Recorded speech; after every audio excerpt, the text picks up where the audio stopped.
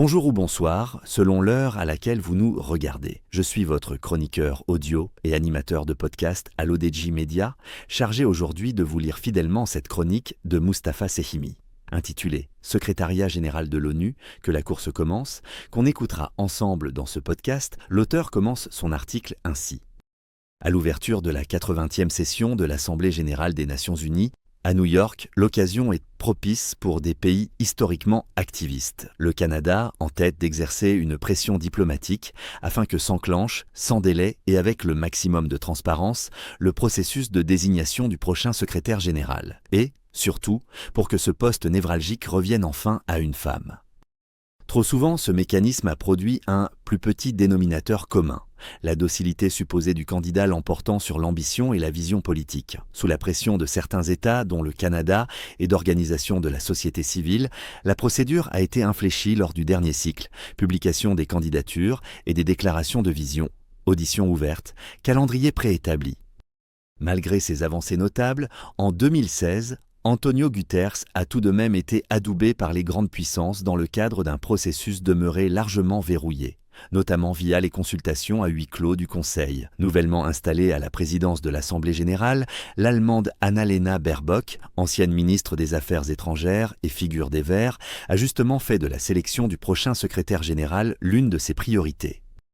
Techniquement, c'est elle qui, en coordination avec la présidence tournante du Conseil de sécurité, doit enclencher la séquence, lancer l'appel à candidature, puis garantir leur diffusion publique. Pour ce faire, elle devra composer avec des réticences russes et chinoises, mais aussi américaines, britanniques et françaises, à ouvrir davantage une procédure qu'elle préfère maîtriser.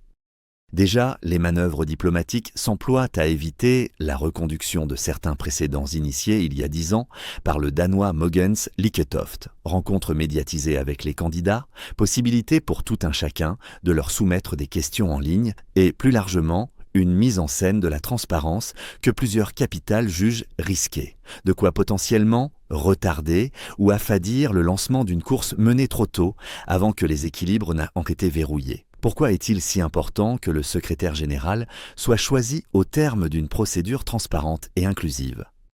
Il ne s'agit pas seulement de démocratiser la gouvernance mondiale, mais aussi de renforcer, autant que possible, la légitimité et l'autorité du numéro 1 de l'ONU en lui donnant le capital politique nécessaire pour exercer pleinement l'influence de sa fonction, y compris au prix de frictions avec certaines capitales. La crise du multilatéralisme rappelle, au fond, l'urgence d'installer au sommet de l'ONU une personnalité redevable non pas aux seules grandes puissances, mais au monde entier, y compris aux sociétés civiles. L'époque réclame une direction capable, si nécessaire, de faire des vagues, à l'image de Dag Hammarskjöld, secrétaire général de 1953 à 1961.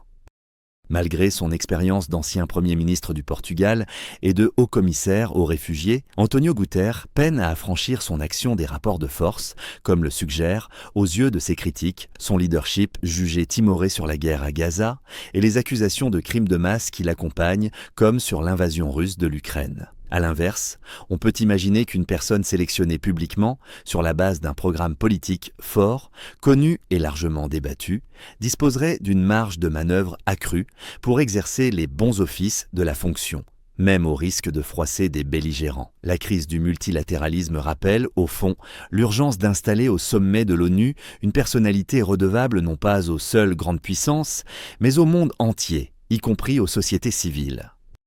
L'époque réclame une direction capable, si nécessaire, de faire des vagues, à l'image de Dag Hammarskjöld, secrétaire général de 1953 à 1961.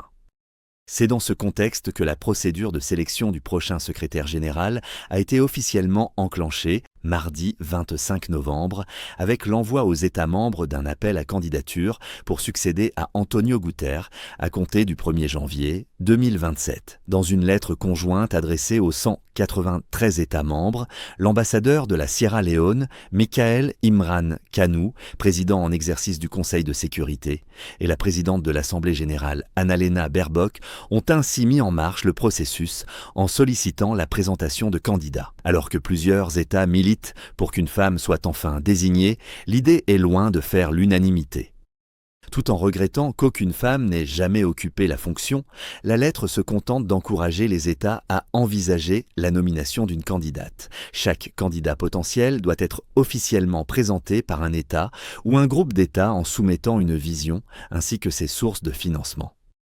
Plusieurs noms circulent déjà, dont l'ancienne présidente chilienne Michelle Bachelet, le directeur général de l'AIEA Rafael Grossi, et la costaricienne Rebecca Greenspan, actuelle secrétaire générale de la CNUSED. Selon une tradition de rotation géographique inégalement respectée, l'Amérique latine revendique cette fois la fonction. Mais si la lettre souligne l'importance de la diversité géographique, elle ne mentionne aucune région. Le courrier précise enfin que l'Assemblée générale et le Conseil de sécurité pourront auditionner publiquement les candidats. Un dispositif de transparence inauguré lors du cycle de 2016. Reste que ce sont les membres du Conseil qui tiendront la clé. Ils doivent engager le processus formel d'ici fin juillet. Et surtout, les 5 permanents, États-Unis, Chine, Russie, Royaume-Uni, France conserve, via leur droit de veto, un pouvoir décisif sur le destin des candidatures. L'Assemblée générale ne pourra élire le futur secrétaire général que sur recommandation du Conseil pour un mandat de 5 ans, renouvelable une fois. Merci à vous d'avoir suivi cette lecture fidèle, mot pour mot, de la chronique de Mustapha Sekimi. Je vous donne rendez-vous lors de notre prochaine chronique pour un nouveau décryptage au cœur des grands enjeux internationaux. À très bientôt sur l'ODJ Média.